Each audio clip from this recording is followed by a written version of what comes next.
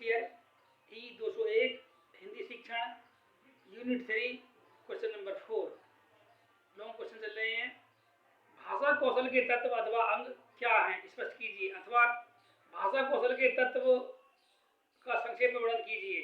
उत्तर, भाषा कौशल के तत्व ब्रैकेट में है अंग। प्रत्येक भाषा कौशल के दो तत्व होते हैं, उनके माध्यम से संप्रेषण का प्रभाव होता है। वे तत्व इस प्रकार हैं। नंबर 1 पाठ्य वस्तु अथवा भाव एवं विचार तथा नंबर 2 अभिव्यक्ति का संप्रेषण। भाषा के चारों कौशलों में इन्हीं तत्वों की सहायता से संप्रेषण का प्रभाव चलता है। पाठ्य वस्तु अभिव्यक्ति या अभिव्यक्ति पाठ्य वस्तु। नंबर 1 बोलना तथा लिखना कौशलों का उपयोग तब करते हैं जबकि मन में भाव तथा विचार होते हैं। उनकी अभिव्यक्ति के लिए बोलते हैं या उन्हें लिखते हैं। इस प्रकार संप्रेषण प्रवाह में भाव एवं विचार प्रथम और उनकी अभिव्यक्ति अद्वितीय स्थान पर होती है। पाठ्य वस्तु अभिव्यक्ति क्रम होता है। नंबर 2 सुनना तथा पढ़ना कौशलों का उपयोग तब होता है जब कोई बोल रहा हो या लिखे को पढ़ना हो।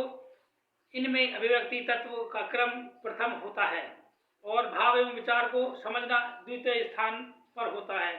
अभिव्यक्ति पाठ्य वस्तु क्रम होता है। संप्रेषण प्रवाह। इस प्रकार भाषा कौशलों के उपयोग में दो संप्रेषण प्रवाह क्रियाशील होते हैं। यह संप्रेषण प्रवाह इस प्रकार है। नंबर 1 बोलना सुनना संप्रेषण प्रवाह। नंबर 2 लिखना पढ़ना संप्रेषण प्रवाह।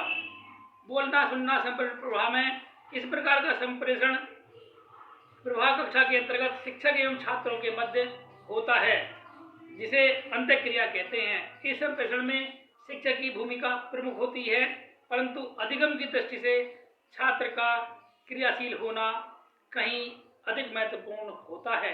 इस प्रकार के संप्रेषण में 3 घटक सम्मिलित होते हैं। नंबर 1 पाठ्य वस्तु, नंबर 2 शिक्षण विधि, नंबर 3 शिक्षण सहायक सामग्री। संप्रेषण में 4 प्रक्रियाएं प्रमुख होती हैं। पाठ्य वस्तु में क्या है?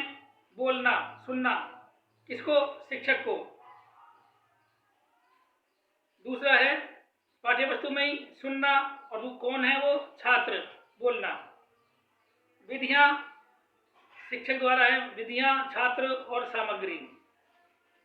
इस संप्रेषण प्रवाह में जब शिक्षक बोलता है तो छात्र सुनकर उस पाठ्य वस्तु को समझ लेता है, और जब छात्र अपने स्पष्टीकरण के लिए बोलता है तो शिक्षक सुनकर उसे पुनः बोलकर समझाने का प्रयास करता है। नंबर 2 लिखना पढ़ना संप्रेषण प्रवाह। इस प्रकार का संप्रेषण प्रवाह भी शिक्षक तथा छात्रों के मध्य होता है। शिक्षक श्यामपट्ट पर लिखता है और छात्र उसे पढ़ता है। पढ़कर लिखे हुए भावों एवं विचारों को बोधगम्य करता है। लेखक पुस्तक में अपने भावों एवं विचारों को लिखता है और पाठक उन्हें पढ़कर समझता है। पाठ्य वस्तु वही उसी तरह से पाठ्य वस्तु लिखना पढ़ना ये शिक्षक के द्वारा, विधियां सामग्री और पढ़ना छात्र लिखना, ये लिखना पढ़ना संप्रेषण प्रवाह है। इस संप्रेषण प्रवाह में शिक्षक श्यामपट्ट पर लिखता है, तब छात्र उसे पढ़कर समझने का प्रयास करते हैं। छात्र के लिखे कार्य को जब शिक्षक पढ़ता है तो उसे समझने का प्रयास करता है और उस कार्य में सुधार करता है, जिससे छात्र में लिखने के कौशल का विकास होता है। भाषा एक कौशल का औचित्य है। उपरोक्त विवेचन से प्रकट होता है कि कौशल भाषा का ही मुख्य अंग है, जबकि भाषा के अन्य कारक भाषा विज्ञान तथा व्याकरण भी है। ये कारक भाषा के सैद्धांतिक पक्षों का विवेचन करते हैं और कौशल भाषा व्यवहारिक पक्ष है। भाषा की व्यवहारिकता को सभी समझते हैं, परंतु भाषा के सैद्धांतिक पक्ष को भाषाविद ही समझ पाते हैं। भाषा की परिभाषा में व्यवहारिकता को विशेष महत्व दिया गया है। भाषा भाव तथा विचारों की अभिव्यक्ति का साधन अथवा माध्यम है। इस परिभाषा में भाषा के 2 तत्वों को महत्व दिया गया है। नंबर 1 भाव तथा विचार अथवा पाठ्य वस्तु, नंबर 2 अभिव्यक्ति अथवा संप्रेषण। भाषा कौशलों में भी इन्हीं भाषाई तत्वों को प्रवाह रूप में संप्रेषण प्रवाह उत्पन्न किया जाता है। कोई भी भाषा कौशल एकल रूप में उपयोग नहीं की जा सकती है, अपितु भाषा कौशलों को जोड़े के रूप में प्रयुक्त किया जाता है, जिसे संप्रेषण प्रवाह उत्पन्न होता है। प्रत्येक भाषा कौशल के भाषाई तत्वों, भाव तथा विचार तथा अभिव्यक्ति को एक विशिष्ट क्रम में प्रयुक्त किया जाता है। इन तत्वों से दो प्रवाह क्रम उत्पन्न किए जाते हैं। प्रथम प्रवाह, द्वितीय प्रवाह। प्रथम प्रवाह में भाव तथा विचार अभिव्यक्ति और द्वितीय प्रवाह में अभिव्यक्ति भाव तथा विचार। भाषा के अंतर्गत इन्हीं दो तत्वों के प्रवाह क्रमों का अनुसरण किया जाता है। इन तत्वों के प्रवाह क्रम के अनुसरण के लिए स्पष्ट किया गया है, जिससे भाषा एक कौशल प्रत्यय की पुष्टि भी होती है। भाषा में नंबर 1 है तत्व, भाव तथा विचार या पाठ्य वस्तु। नंबर 2 है अभिव्यक्ति या संप्रेषण। तत्वों का प्रवाह क्रम, भाव तथा विचार अभिव्यक्ति और अभिव्यक्ति भाव तथा विचार।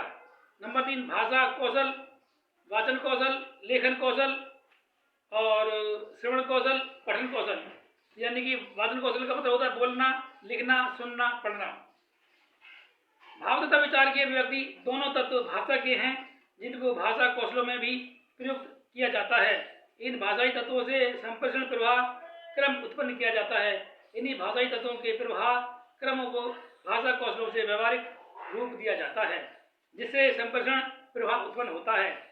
नंबर 3 प्रथम भाषाई तत्वों का क्रम, भाव तथा विचार अभिव्यक्ति।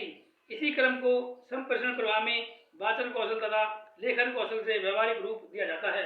इन कौशलों में भाव तथा विचार मन में होते हैं, तभी उनकी अभिव्यक्ति की जाती है। द्वितीय भाषाई तत्वों का क्रम, अभिव्यक्ति, भाव तथा विचार संप्रेषण प्रवाह में इसी क्रम को श्रवण कौशल तथा पठन कौशल से व्यवहारिक रूप दिया जाता है। इन कौशलों से सुनने तथा